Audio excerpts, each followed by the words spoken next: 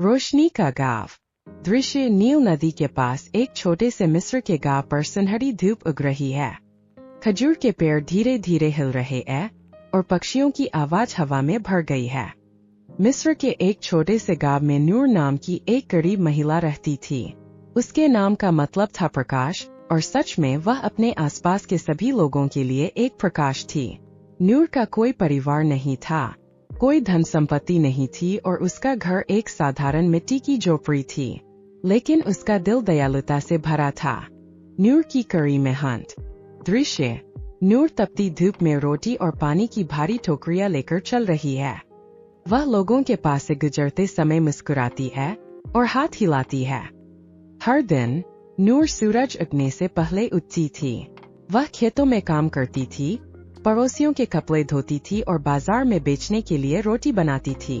भले ही वह थकी हुई थी, लेकिन वह हमेशा दूसरों की मदद करती थी। भूखे बच्चों को खाना खिलाती थी, बीमारों से मिलने जाती थी और जो कुछ भी उसके पास होता था उसे दूसरों के साथ बांटती थी।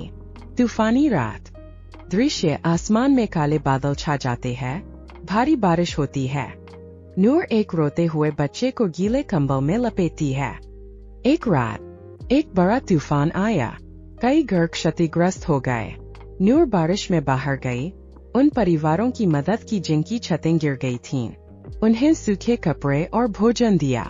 लोग उसके साहस और प्रेम से चकित थे, लेकिन अंदर ही अंदर नूर थकी हुई महसूस कर रही थी। उसने फुसफुसाते हुए कहा, हे अल्लाह, मैं सिर्फ एक औरत हूँ, मेरे पास कुछ भी नहीं है, फिर भी मैं सब कुछ देने की कोशिश करती हूँ, कृपया मेरी मदद करें। फरिश्ता प्रकट होता है। दृश्य अगली सुबह। बारिश रुक गई है। बादलों के बीच से एक सुंदर सुनहरी रोशनी चमकती है। नूर के दरवाजे के पास एक चमकती हुई आकृति खड़ी है। जैसे ही सूरज उगता है, नूर को अपने घर के पास कोई खड़ा दिखाई देता है। यह एक चमकता हुआ फरिश्ता था, जिसके पंख रेशम जैसे थे और आवाज संगीत जैसी थी। फरिश्ता मुस्कुराया और बोला, नूर, तुम्हारी दयालुता स्वर्ग तक पहुंच गई है। तुम बिना मांगे देती हो, तुम बिना सीमा के प्यार करती हो। आज मैं तुम्हारी मदद करने के लिए भेजा गया हूँ। नूर की आंखों में आंसू भर आए। उसने कभी इनाम नहीं मांगा था, केवल शक्ति। आशीर्वाद का बगीचा। दृश्य फरिश्ता जमीन को छूता है। नूर के घर के आसपास फलों, फूलों और सुनहरे गेहूं से भरा एक बगीचा उगता है। उसका घर मजबूत और सुंदर बन जाता है।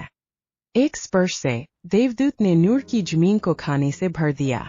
उसका छोटा सा घर एक गर्म, सुंदर घर में बदल गया। गांव के सभी लोग चमत्कार देखने आए। देवदूत ने कहा, यह सिर्फ तुम्हारे लिए नहीं है नूर, यह इसलिए है ताकि तुम दूसरों की मदद कर सको, लेकिन अब खुशी और सहजता के साथ। फिर देवदूत गायब हो गया और अपने पीछे एक सफेद पंख छोड़ गया, एक रोशनी जो हमेशा चमकती रहती है।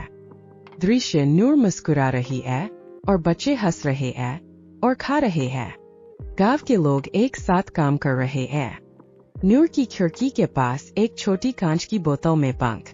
नूर ने काम करना जारी रखा, लेकिन अब उसे मदद मिल रही थी। उसके बगीचे से गांव को खाना मिलता था।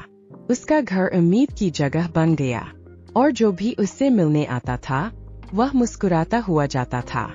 लोग कहते हैं कि जब सूरज ठीक से उगता है तो आप अभी भी आसमान में देवदूत की रोशनी देख सकते हैं।